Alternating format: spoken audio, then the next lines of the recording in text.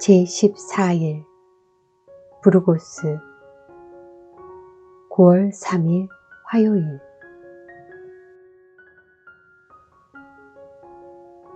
오늘은 부르고스에서 연박을 하기로 해서 그런지 깨지 않고 아침까지 푹 잤다. 알베르게에서는 원래 연박이 안 되는데 이곳은 다시 줄서기를 하면 가능하다. 느긋하게 아침을 시작한 우리는 배낭을 메고 각자의 스케줄을 소화하기 위해 알베르게를 나섰다. 그런데 뭔가 어수선한 분위기가 감지되어 물어보니 창고에 배낭을 맡겨두고 오후에 줄서기를 해도 된다는 게 아닌가. 나는 밖에 있는 형제님들과 그레이스에게 달려가서 이 사실을 알렸다. 닫히려는 창고 앞에서 담당자가 quickly를 반복하고 그레이스는 내가 배낭에서 소지품을 꺼내는 것을 도우며 창고 문이 닫히지 않게 연신 웃으며 wait 한다. 한바탕 소동을 마치고 덕분에 우리 모두 가볍게 하루를 지낼 수 있게 되었다. 우리는 어찌나 좋은지 뭔가 횡재를 한 듯하다. 오늘은 모두 다른 일정으로 지내게 되는데 나의 계획은 빌바오에 있는 구겐하임 미술관에 다녀오는 것이다. 홀로 나서는 길에 두려움도 있지만 멋진 건축물을 보려고 하니 두근거린다. 이것은 순례길을 시작할 때는 전혀 계획이 없었으나 부르고스에서 연박을 결정한 후에 인터넷 검색을 통해 만든 스케줄인데 다시 생각해도 참 잘한 것 같다. 버스터미널을 가기 위해 구글 지도를 보는데 헷갈려서 도대체 찾을 수가 없다. 물어 겨우 터미널에 도착하여 2시간 동안 버스를 타고 빌바오에 도착했다. 형제님들 생각이 많이 났다. 두 분은 도시에 도착해서도 지도에 표시된 곳을 어쩜 그리 골목골목 잘 찾는지. 나에게는 노란 화살표를 따라 걷는 순례길이 가장 쉬운 길임을 다시 실감했다. 한참을 걸어 마침내 구겐하임 미술관을 마주했다. 잘생긴 외모에 훌륭한 인격까지 갖춘 멋진 사람을 만난 것처럼 들뜬 나는 순례길을 이탈한 관광객이 되었다.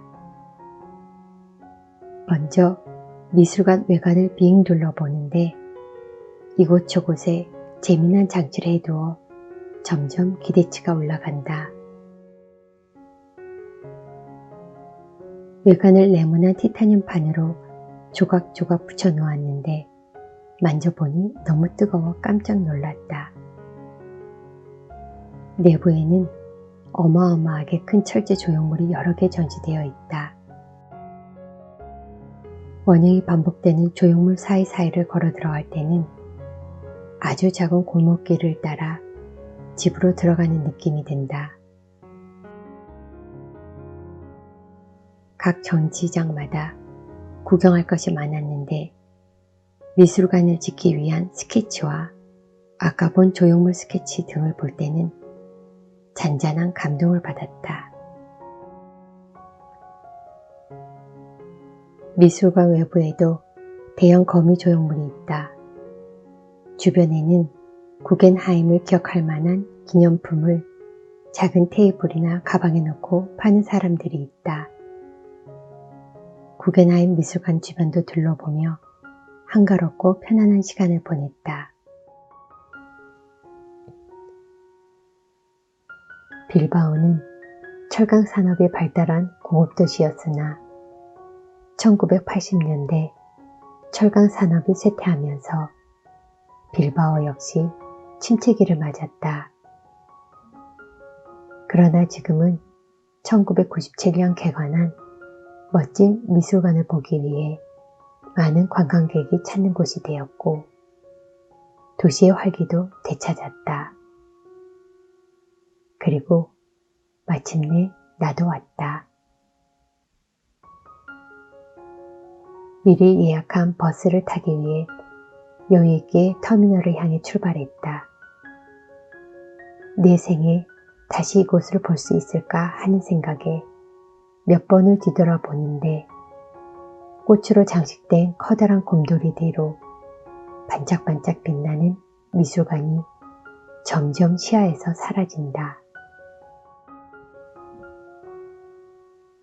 버스에서 내내 자다 보니 어느덧 부르고스 터미널에 도착했다. 아침에 버스 터미널을 갈 때는 무척 헤맸으나 이번에는 부르고스 대성당 첨탑을 바라보며 걸으니 쉽게 알베르게에 도착할 수 있었다. 그 사이 나의 까미노 패밀리는 요령껏 내 침대를 배정받고 가방까지 옮겨두었다. 나는 이곳에서 엄마가 아니다. 그저 도움을 받고 때로는 도움을 주는 순례자일 뿐이다.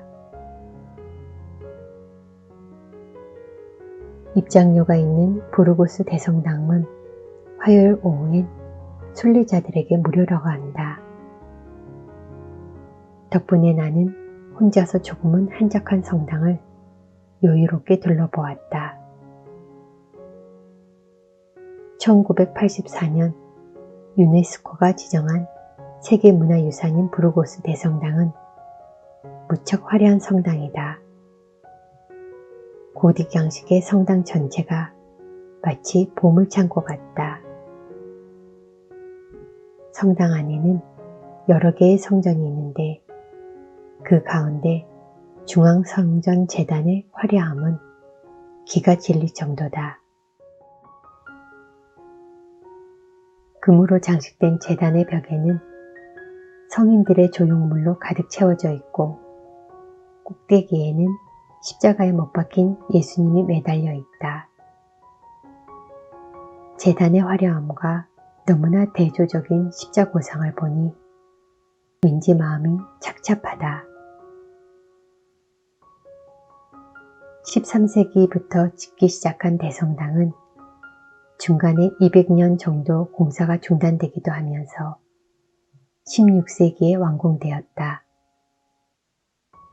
대성당은 부르고스뿐만 아니라 스페인 고딕 건축의 최고 골작이라고 평가받고 있으나 당시 이곳의 인구가 얼마나 되었을까? 건축을 위해 동원된 사람을 상상해 본다. 또 이 많은 금은 누구로부터 나온 것일까? 그리고 제단 중심으로 주교와 사제, 그리고 권력자들의 좌석은 왜 이리 많은지, 이것은 일반인들이 담당해야 할 종교와 정치 권력자들이 그만큼 많았다는 것을 방증한다. 화재가 나기 전에 딸과 함께 들린 노트르담 대성당에서는 그 장엄한 아름다움에 나도 모르게 눈물이 났었다. 부르고스 대성당의 아름다움도 그에 못지않은데 오늘은 이러한 생각을 하며 알베르게로 돌아왔다. 그동안 형제님들은 며칠 전부터 문제가 있던 형님의 휴대폰을 새로 구입하고 새 폰의 여러 앱을 비롯하여 정비를 새로이 하면서 시간을 보냈다고 한다. 그리고 대성당을 관광하다 1유로센트 동전을 넣으면 동전을 납작하게 눌러 성화 펜던트로 찍어주는 기계를 이용하여 고맙게도 내 기념품도 만들어 주었다. 그레이스는 어제 오는 길에 봐둔 마트에 가서 선크림을 사고 이곳에 도착한 또래 순례자들을 만났단다. 우리는 이렇게 따로 또 같이 순례길을 함께하고 있다. 짐을 정리하고 있는데 네 또래 한국 여자 순례자가 반갑게 말을 건넨다. 그는 취업 준비를 하고 있는 20대 두 아들과 함께 왔다고 한다. 그런데 아들들의 보폭을 맞추지 못해 힘들다고 한다. 특히 큰 아들은 이런 엄마를 배려해서 걸음을 멈추고 기다리기를 반복하는데 미안함과 고마움이 크다고 마음의 소리를 전한다.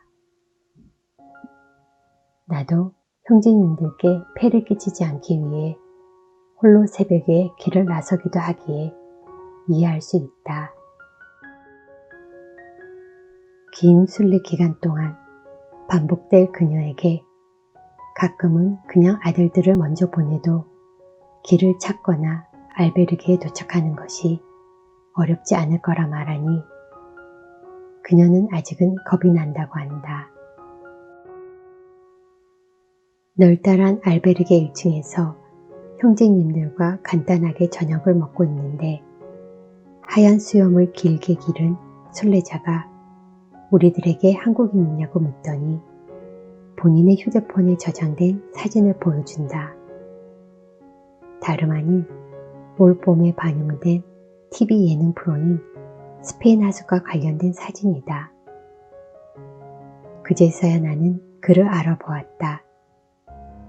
김치를 2접시나 흡입하고 다른 한국 음식도 너무나 잘 먹어서 기억에 남는 출연자였다. 그는 작년에 이어 올해도 순례길을 걷고 있었고 스페인 하숙 출연을 행복하게 추억하며 우리와 사진을 찍었다. 그의 행복한 추억이 우리에게도 스며드는 것을 느낄 수 있었다. 오늘은 관광객 모드였고 내일은 다시 순례자가 되어 길을 걸을 것이다. 잠자리에 누워 이틀 동안 머문 부르고스를 눈에 그려본다. 그리고 빌바오 구겐하임 미술관의 반짝이는 모습도 떠올린다. 나는 오늘 서툴렀지만 충분히 용감했다.